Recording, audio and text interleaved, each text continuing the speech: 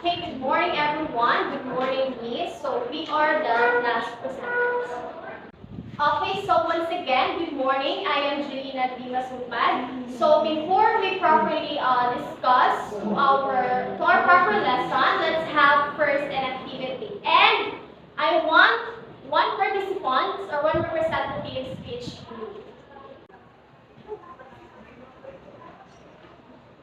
Okay, so our activity for today is what we call spell the T. So, are you familiar with the spell the T? Okay, so all you have to do is to write, and after, when you're done writing, just raise your paper. Okay?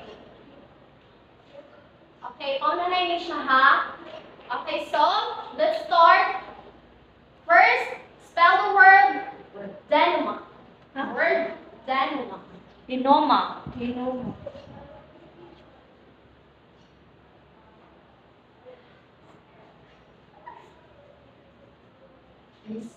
One, two, three, raise your paper. Raise your paper. Denoma.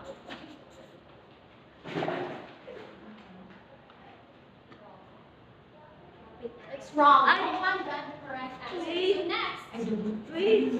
Conscientious. The word conscientious.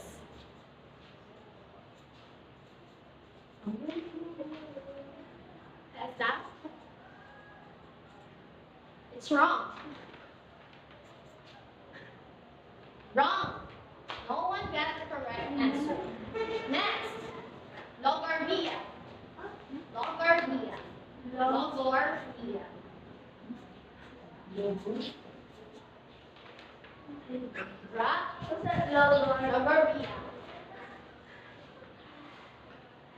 It's wrong. It's wrong. Walang R. Okay, next. No one got correct answer. Next is nauseous. Nauseous.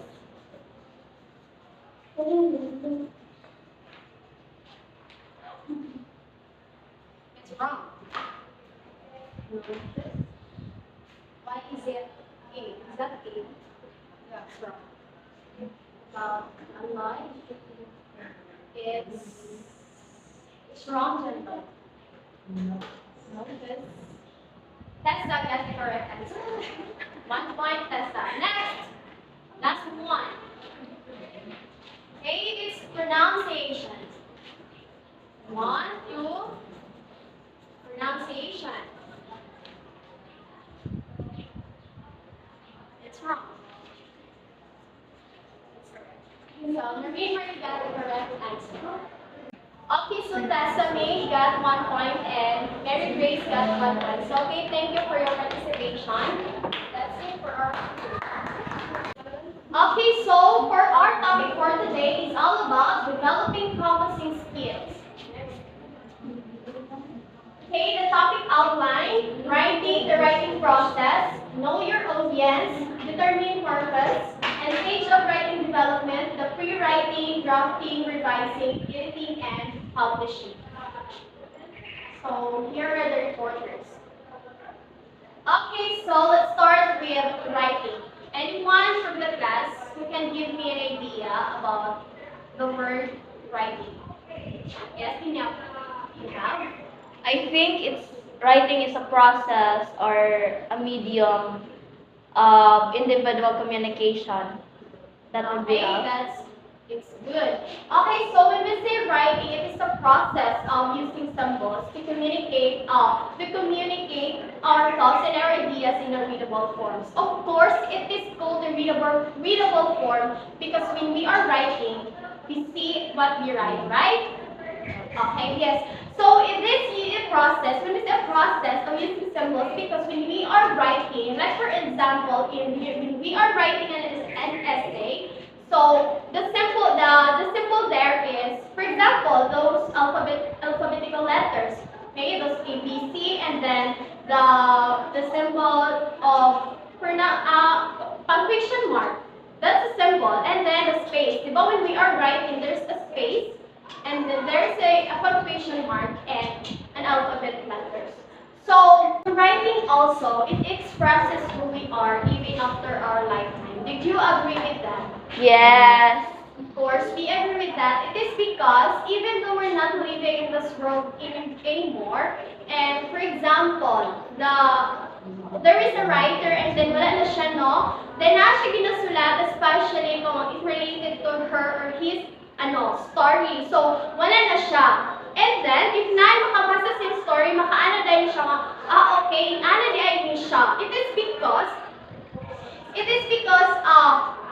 It means that through writing, it makes our knowledge, our personal aspirations, and our works visible to others. Okay, so even though we're not living in this world anymore, but still our works are visible to others. So makita gihapon nila itong mga works. Okay, another thing is, writing, it explains our, it is a means to explain our ideas to ourselves, our personal experiences, and our memories. Okay, it is right. It is because, for example, when you are writing to your crush, when you had your crush, nagaingon pa dahil na siya, uy, crush Judy ka. Of course not, kay mahadlok tanong nga ma-rejecta. So, mao na. So, if we had, mao na nahitabo nga na ay mga love letters kay through writing, maka-express ta sa atong feelings sa iyang mga crush Judy ka, tika, admired tika, anak.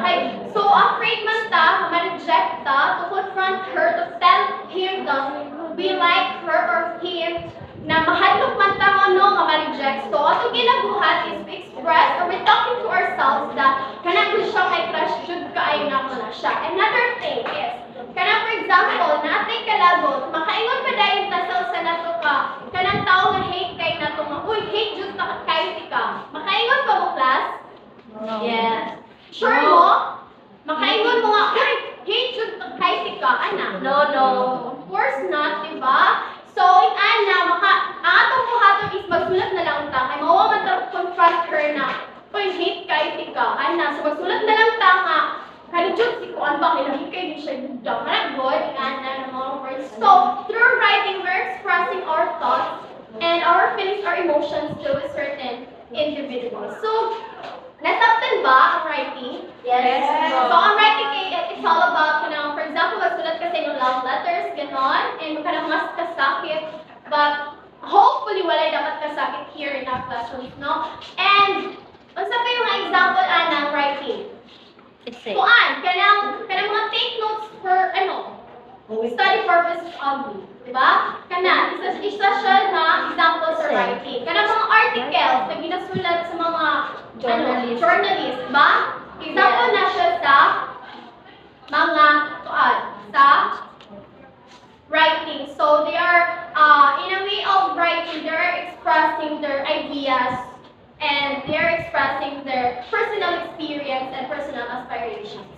So in writing, not just because we want to express our feelings or emotions to certain individuals, but it is a way in order for us to practice. So, unsay gina-practice na mao ganiha na ate activity nga spell the T. Para masayran ko kabalo na bata mo spelling ana sa mga words, okay? So, gina-practice na to atong writings para ma-develop ato ang communication skills, di ba? Ang atong para sa ma-develop, ma-enhance atong mga grammar, atong mga spelling. Kay sa writing good, kanang spelling and kanang grammar, it is a foundation of a good writer, no? So if you are a good writer, di kabalo ka sa spelling and sa grammar. So instead no, and for example, ang nakay meet chat, let's meet at 8 p.m. So sa spelling test sa meet kay parang di ba? Wrong gramming na siya. So let us be careful in our grammar and our spelling in order for us to become a good communicator and to develop our skills in communication and especially our pronunciation and writing and as well as writing and for us to become a better communicator in the near future. So that would be all. So good morning, everyone. I am Mae Lupogan. So I will be recording the writing process, the purpose, and the audience. So the writing process. The writing process, a series of stages and steps used to write something. Stages are big or filled with steps. So this topic will be important in my group page. So this topic or the writing process has big steps, or those steps allow you to communicate the message with clarity. So later on, i-discusses ako ang mga group mates, what are those stages. So next is know your audience. So in writing, it is crucial to know your audience. So your reader or your paper must be a reader friendly, meaning your paper or your like kanagong your sabi ko din i-post na agad bunga lagi ko karon. So it is crucial to know your audience before writing. So your reader or your paper must be a reader friendly, meaning your reader must not be or hindi sila mag-struggle to understand your ideas. So one thing or one question they ask me is, who are your readers before ka mag-write of paper? So in writing or in knowing who are your audience is first is dapat makabalo mo sa ilahang edad. If kana siya applicable ba na sa bata, if applicable ba na siya sa mga young adult, the next is the sex or male and female. So if kana siya applicable or makarelate ba ang babae or makarelate ba ang lalaki or both of them makarelate. So if makarelate, so go for it. Go for it. So next is the culture, the beliefs, and the last is language. So it is important nga makabalo ka kung unsa ang language sa imuhang mga readers. So if makabalo ka unsa ang language nila, so diha na ka mag-start to write. So if wala ka kabalo sa ilang language, so dili mo magkasinabot. So it is important to know the language of your readers to understand your words na imuhang igamit.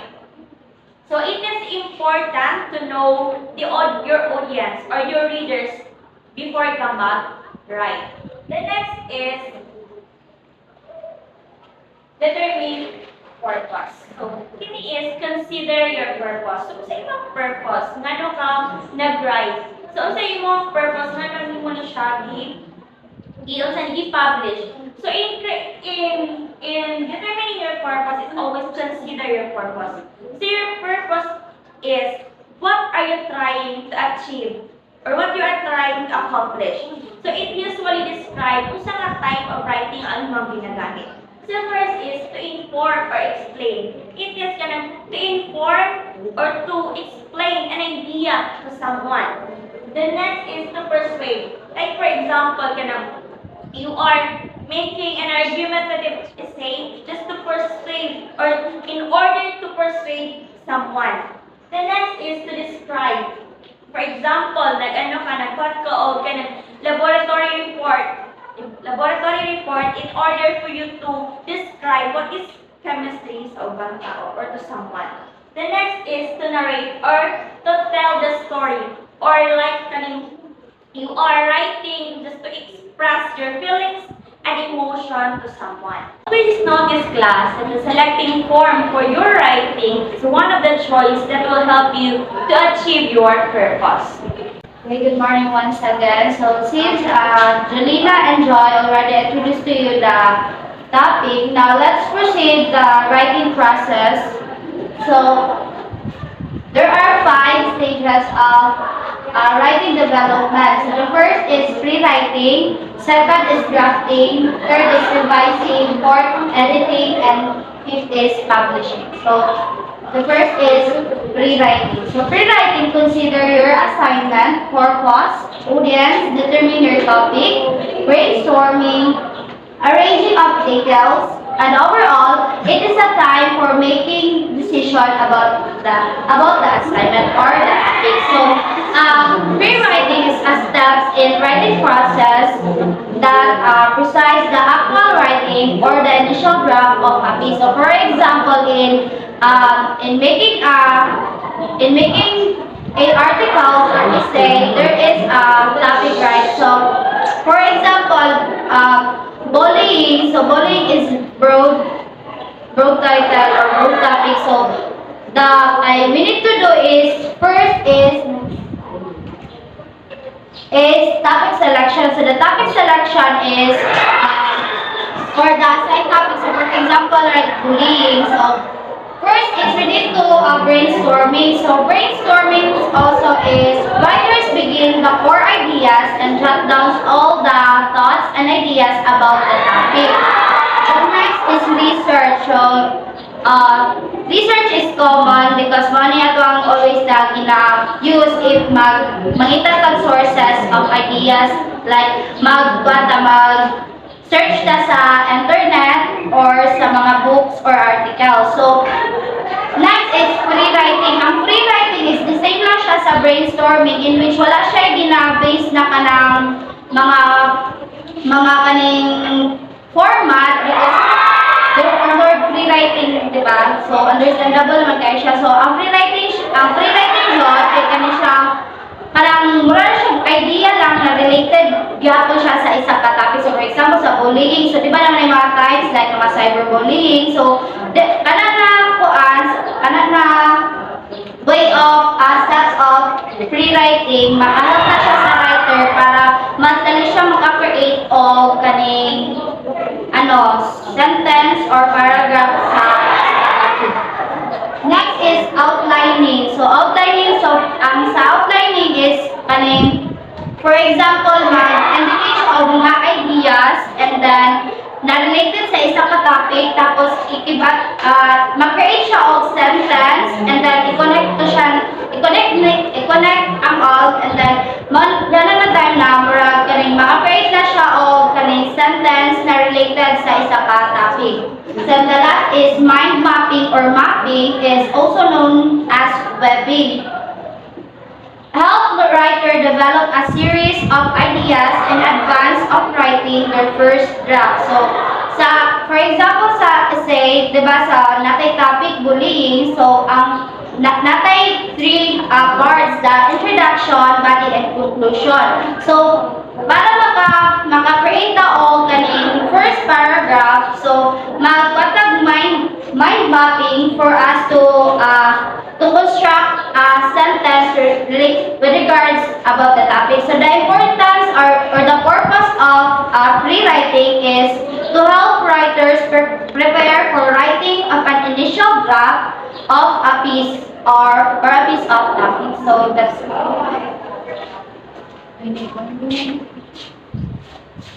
Okay, for the second stage of writing development, we have drafting. But before anything else, I'm sure all of us have heard the word drafting, right? Okay, and we have thoughts like, necessary pa ba yung drafting? Is drafting irrelevant? Like, we have thoughts na, why would we do drafting when we can pass our outputs na lang, di ba? Like, sa atin, like, it's a waste of time. Tapos, but the question is, do you want to settle as a mediocre in your writing output? Gusto mo lang ba mag-settle na ganito ka lang na level and you don't want to develop your writing skills? And just like what our instructors have said, we must push our limits beyond. So, need natin mag-go further and further so that we can develop our writing skills, right? That is why I am here to discuss with you all how relevant, how significant, and how effective drafting is. Okay, but karon, sino dito ang may idea kung what drafting is? Okay, Navarro, please stand up. Okay, wait up. Mr. Navarro, can you give or can you share your idea or what drafting to you what drafting is to you in the class. Like, you don't have to give the actual definition. You just have to state your idea on what drafting is. In my own understanding, drafting is a way in which we organize ideas or inputs about a certain topic in which we take note those important details that must be considered in a particular topic. Okay, very good. Thank you for your idea, Mr. Navarro. That is actually right. Okay, in simple explanation, drafting is the process where you are able to give more ideas or correct your grammar, check your punctuations, and etc. Or you can adjust so that you can achieve the output that you are satisfied with before passing it to the teacher or passing your work. Okay, here are the things that you can do in drafting. You can ignore punctuations first and other grammatical concerns, and you must mag-focus muna tayo and putting ideas into sentences. Okay, so for example class, this is your output. You are making a draft first before passing. So, what you're gonna do is ignore muna yung mga punctuations or mga grammatical concerns mo, and you should start on putting the ideas first, like the informations that you are going to put on your written output. Okay. After that, after putting your ideas onto your output, you're going to construct the sentences na and the paragraph and the wording of ideas, and then check the punctuations, the grammars, and etc. And that is all for drafting. Once again, good morning, everyone. So the third stage is the revising. Now, before I discuss to you what is revising and what are the things that you are going to do in revising your own work. So, my question is, in your opinion, what is revising? Let me call on Miss Tessa Suerte. In your own opinion, what is revising? I think revising means when you are making a draft of your writing, you correct the grammar, you reconstruct your sentence into correct one. You revise your writing. Okay, very good. Thank you, Miss Tessa. So, revising class is correct problems in your draft or drafts, such as do things make sense or are the things in the right order or etc. So, it is an ongoing process of rethinking the paper or reviewing your own your evidence. So, what are the things that you are going to do in revising your own work? So the first one is reread, and read your own work. So why it is useful to read your own writing? So it can help us catch more mistakes and improve the quality of your quality of our own writing and help us get inside the minds of our audience. So reading leads to rewriting, and rewriting leads to better writing. So next is the second thing that you're going to do is read your paper aloud. So why do we need to read our paper aloud? So reading aloud will revise your own work. So reading aloud will allow you to hone in all these types of mistakes, particularly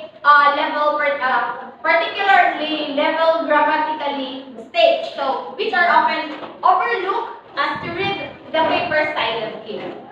So when you read your paper aloud class or you work aloud, the process engages multiple senses. So the third one is peer edit. So peer editing is an excellent strategy. So in which it can help the writer to receive input and guidance, and it also helps the peer editor to understand his or her own work or writings. So the goal of peer review is fourfold. What do you mean by fourfold? By kind of 4 times mo siya i-review ang imuhang work. So, to help writers to see their writing from a reader's perspective. So, the last one is, look for unity, coherence, and overall structure. So, the flow of ideas, one sentence, two, the next should be smooth and logical. So, without unity, cohesion or coherence, and overall structure, the reader will not understand the main points that you are going to make, or that the points that you are trying to make, or you are trying to imply. So, it also hampers readability. That's all. So, good morning everyone. So, the fourth stage of writing development is editing. So, after you revise your work, you have to edit your work. So, in editing, a writer improves smaller details of the paper. So, in this stage of writing process, you make sure, the author makes sure that the text is coherent and accurately. So, upon completion of draft, you make sure that so the author is checking the piece of error, and he or she refine the paper and check the paper for clarity and mechanical error. So also i-make sure sa niya i-cite sa niya nga naka-proper ang iyang mga citation na naka-include, then ang mga ang format kay in the correct style. So in editing, you include check convention. So grammar. So grammar is important because it provides information to readers comprehension. So there eliminate mga grammatical error, then provide the mga readers of clear communication. So punctuation. So punctuation adds clarity and precision to writing. So diri you have to kailangan mo proper use sa mga punctuation marks such as mga hyphen, quotation marks, mga semicolon, mga comma o mga period. So and mechanics. So kung kabalo ka sa mechanics sa writing, so makabalo ka sa mga proper usage sa mga words, o kabalo ka ang saan na siya pag-put sa imong graph. So diri imuhang i-check ang imong mga capitalization, imong ang part of speech, mga abbreviations, mga spellings, or mga subject-verb agreement. So next is improve word choice. So a strong word choice make it easier for readers to understand. So it clarifies, expand, and it explains the idea. So diri imuhang i-check kung tama ba ang paggamit sa mga. So diri imuhang i-check kung nagamit ba kag mga misuse words such as ang paggamit nimo og it, its, or its, mga anagod, tapos kanang there, o there ka na. Tapos ang mga complex words na magamit nimo instead sa mga simple words, so kanang mga use of jargons o kanang wordiness. So next is improve sentence variety and structure. So improve yung sentence for the readers to easily understand your writing. Next. So the last stage is publishing. So publishing, a writer reviews presentation and turning the essay. So the last stage is publishing. So in this stage, the writer sends his or her work to a publisher, but before sending or submitting it to the publisher, make sure that all your paper should be completed. And the number one goal of the writer is to reach their work to the audience. And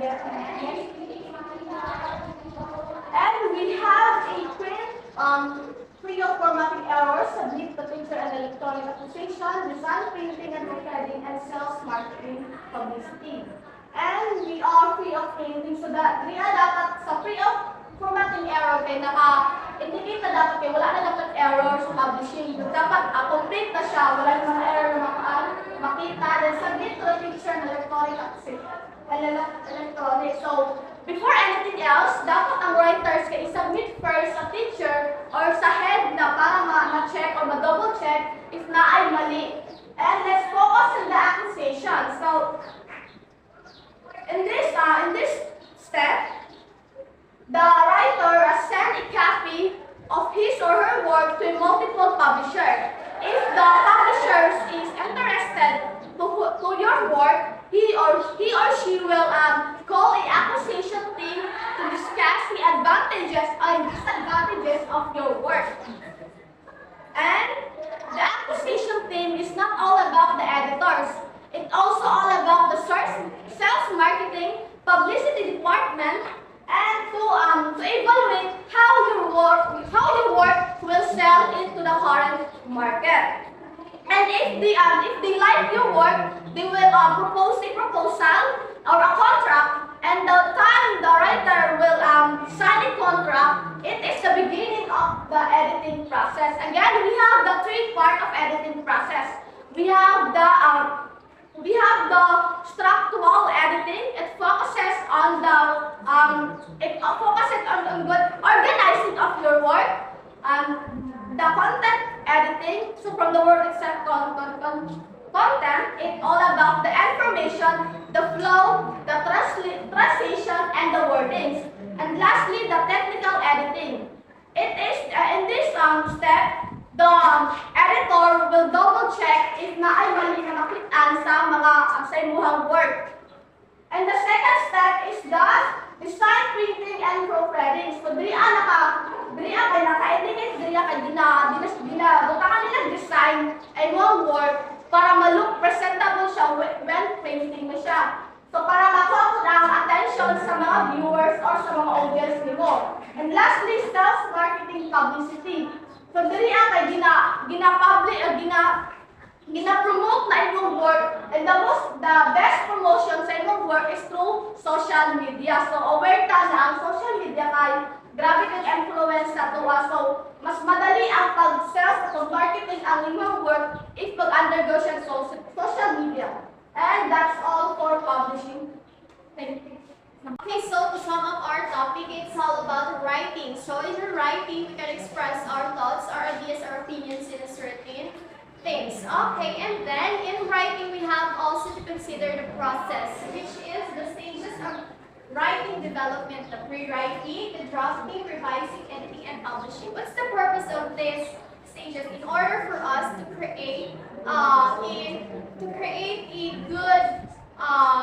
good works. Of course, in order for us to check those grammatical errors, the spelling and the grammars, and how we structure, how the sentence structure. So that is the importance of stage of writing in order for us to develop or to enhance our critical thinking skills and our writing skills, and in order for us to become a better communicator in the near future. So that would be all. Okay, so for